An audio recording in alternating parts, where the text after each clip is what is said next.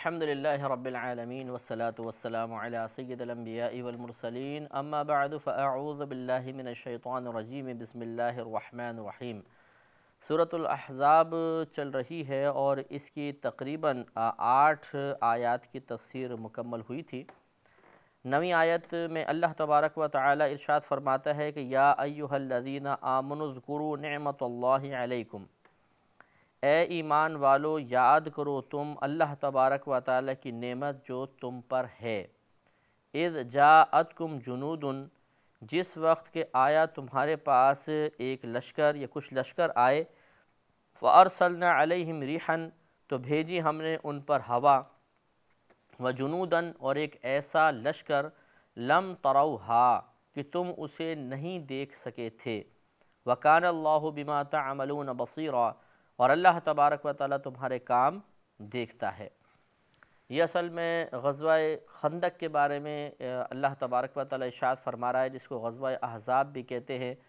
اس میں معاملہ یہ ہوا تھا کہ یہ سن شوال 4 یا 5 ہجری میں یہ واقعہ پیش آیا تھا، جب نبی کریم صلی اللہ علیہ وسلم نے قبیلہ بنو نذیر جو یہودیوں کا قبیلہ تھا ان کو جلا وطن کیا تھا۔ تو یہ مدینہ سے نکلے اور یہ مکۃ المکرمہ پہنچے، اور وہاں جا کر کفاران قریش سے یہ کہا کہ تم اگر ہمارا ساتھ دو تو معاذ اللہ ہم اب مسلمانوں کو بالکل صفحہ ہستی سے مٹا دیں گے۔ تو ابو سفیان نے ان کے اس خیال کا خیر مقدم کیا، اور اس نے دیگر کفار کو تیار کیا کہ ہاں ہمیں ان کا ساتھ دینا چاہیے۔ اسی طرح وہ لوگ دورے کرتے رہے اور اطراف میں مسلمانوں کے جتنے مخالفین تھے سب کو اس جنگ کے لیے تیار کیا، اور تقریباً 12,000 کا ایک بڑا لشکر تیار کرنے میں کامیاب ہوئے، اور ان سب نے پھر مدینہ منورہ پر حملہ کیا۔ دوسری طرف نبی کریم صلی اللہ علیہ وسلم کو جب ان کے حملے کی اطلاع ملی تو آپ نے صحابہ کرام سے مشورہ طلب کیا، جس میں حضرت سلمان فارسی رضی اللہ تعالی عنہ کا مشورہ یہ تھا کہ یا رسول اللہ صلی اللہ علیہ وسلم، ہم نے فارس میں یہ دیکھا ہے کہ وہاں پر جب اس طرح جنگیں ہوتی تھی تو خندق کھود لیا کرتے تھے، تو آپ بھی خندق کھود لیں اور اس میں ہم آگ وغیرہ بھر دیں گے تاکہ یہ اپنے گھوڑے وغیرہ لے کر پار نہ آ سکیں، اس طرح محفوظ ہو جائیں گے۔ یہ خیال پسند کیا گیا اور فوراً خندق کھودنے کا کام ہوا، اور کافی چوڑی، کئی فٹ چوڑی خندق مدینہ منورہ کے چاروں طرف کھود دی گئی، اور اس میں لکڑیاں بھر کے جلا دی گئیں، وہ بعد میں انگارے سخت بن گئے، اور پھر یہ کفار جو تھے انہوں نے حملہ کیا اور پورے مدینہ منورہ کا محاصرہ کر لیا۔ چونکہ بہت زیادہ جوش میں تھے اور بہت سارے لشکر مل کر آ گئے تھے، اس وجہ سے مسلمانوں میں انتہائی خوف بیدار ہوا۔ مسلمان سے مراد ہر ایک مسلمان کے اندر نہیں، اکابر صحابہ کرام بالکل استقلال کے ساتھ تھے، بالکل اطمینان کے ساتھ تھے، لیکن بہرحال مسلمان بچوں میں، عورتوں میں، یا جو نئے نئے مسلمان ہوئے تھے ان میں بہت خوف تھا، اور بہت ہی وہ آزمائش کا لمحہ تھا کہ کفار بالکل قتل کرنے کے در پہ تھے، اور ان کا فیصلہ تھا، یعنی ذہن میں وہ فیصلہ کر کے آئے تھے کہ آج مسلمانوں کا ہم نام و نشان مٹا دیں گے۔ دوسری طرف مسلمانوں کے ساتھ منافقین بھی تھے۔ یہ ہر برے وقت میں، اس قسم کے آزمائش کے وقت میں مسلمانوں کا ساتھ چھوڑ کے بھاگ جایا کرتے تھے۔ انہوں نے الگ یہاں پہ افواہیں چھوڑ دیں، اور یہ کہ جیسے بھی پورا اس کا بیان آگے آئے گا کہ معاذ اللہ تعالیٰ پر الزام، رسول پر الزام، کہ اگر انہوں نے یہ وعدہ کیا تھا کہ ہم تو روم اور فارس پر بھی قابض ہو جائیں گے، کہاں قابض ہوں گے، آج تو ہمارا نام و نشان مٹ جائے گا، اور اس طرح لوگوں کے حوصلے پست کر رہے تھے۔ تو یہ بڑا آزمائش کا لمحہ تھا۔ تو 12 یا 14 روز تک انہوں نے تقریباً محاصرہ جاری رکھا۔ مسلمان تیر اندازی ہوتی رہتی تھی جانبین سے، اور مسلمان اس میں لکڑیاں ڈالتے رہتے تھے اور انگارے جلتے رہتے تھے، اور وہ آگے نہیں آ پاتے تھے۔ لیکن 12-14 روز کے بعد کھانے پینے کی تنگی ہو گئی، اور مسلمان مسلسل محصور رہ کر پریشان ہوئے۔ اس وقت پھر صحابہ کرام نے نبی کریم کی بارگاہ میں التجا کی، تو آپ نے اللہ کی بارگاہ میں دعا فرمائی، تو اللہ نے پھر ایک طوفان بھیجا، تیز ہوا اور آندھی جو انتہائی سرد تھی، انتہائی سرد، اور یہ صرف اور صرف ان کے لشکر تک تھی، کفار کے، باہری ہوا نہیں جاتی تھی، تو مٹی اڑتی تھی، اور پھر فرشتے بھیجے اللہ تبارک و تعالی نے جو کہ عام لوگوں کو نظر نہیں آتے تھے۔ تو اس میں فرشتوں نے قتال تو نہیں کیا، لیکن فرشتے بہرحال ان کو دہشت میں مبتلا کرتے تھے مختلف انداز سے۔ تو حذیفہ بن یمان رضی اللہ تعالیٰ عنہ کو سرکار نے ان کے پاس بھیجا کہ تم ان کے لشکر میں جا کے ذرا جاسوسی کرو۔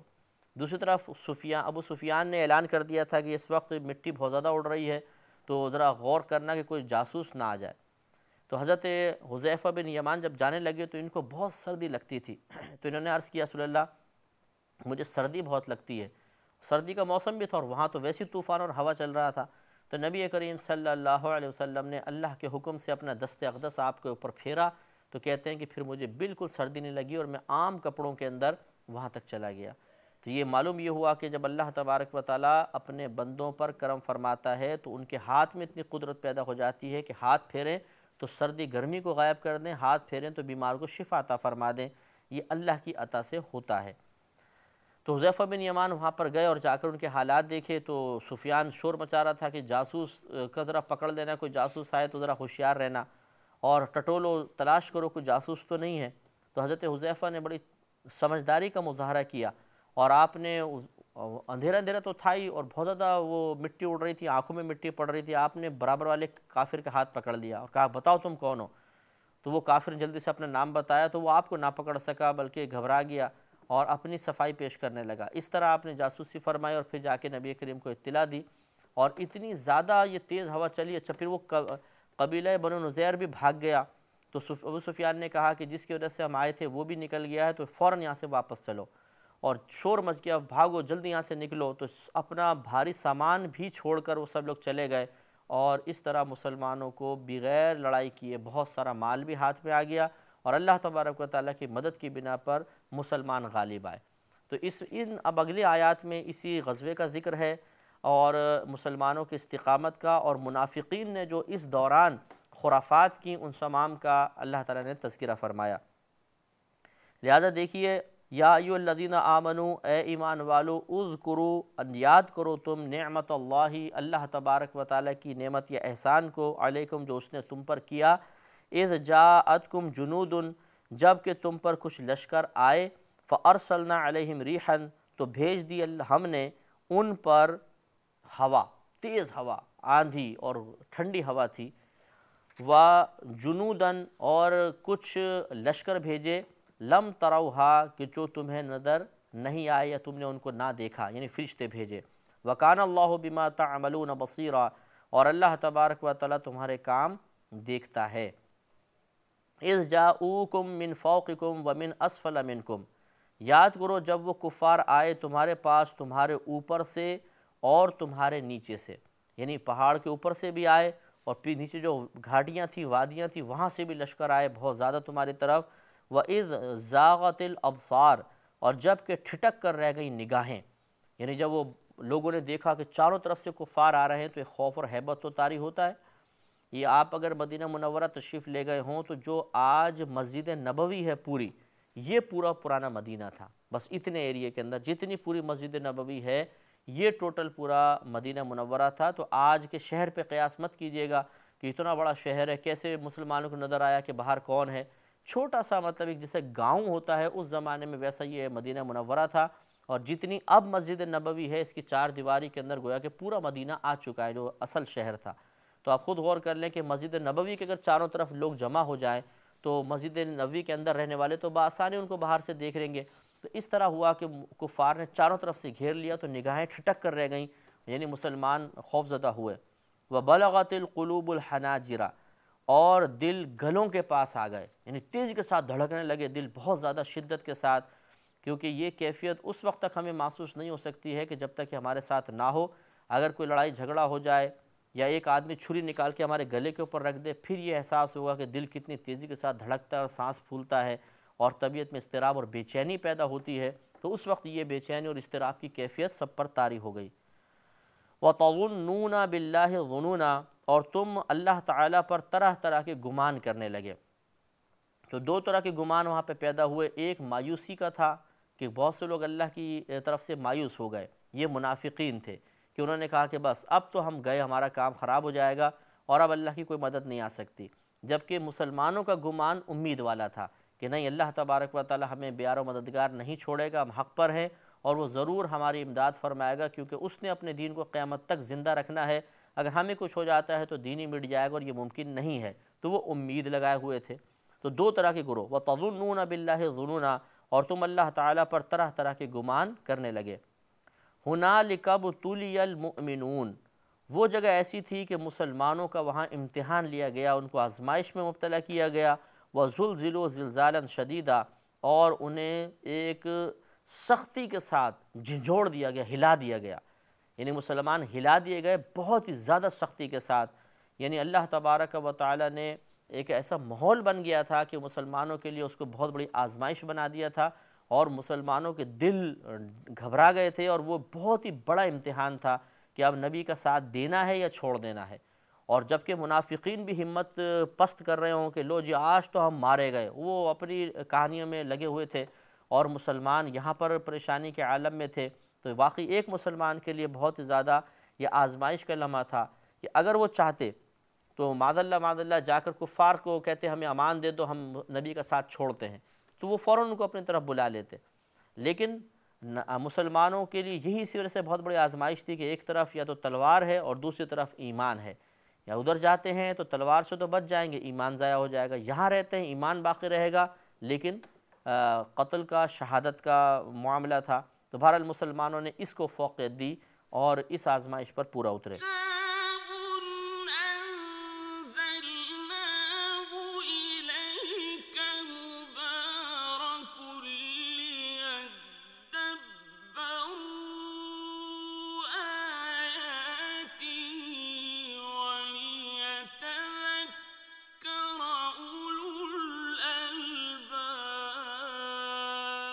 وَإِذْ يَقُولُ الْمُنَافِقُونَ، اور یاد کیجئے جب